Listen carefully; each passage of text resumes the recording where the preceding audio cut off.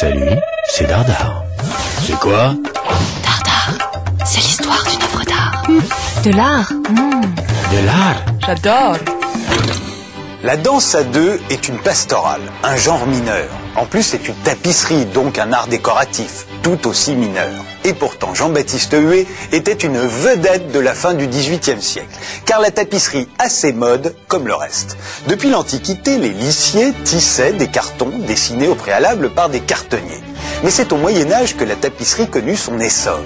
Destinée à illustrer les grands événements, bibliques ou historiques, ses dimensions spectaculaires protégeaient aussi du froid.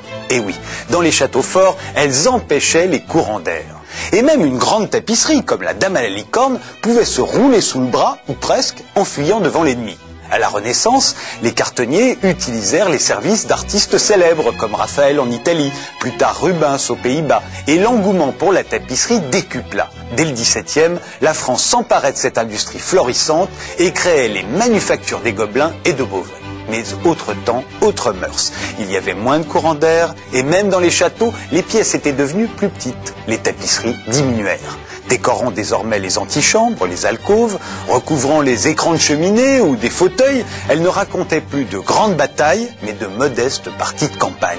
Ce fut la chance de Jean-Baptiste Huet. Ses tableaux d'histoire étaient systématiquement refusés au salon, mais pas ses peintures animalières et encore moins ses pastorales qui firent son triomphe. Dès 1780, il se consacra donc à la tapisserie.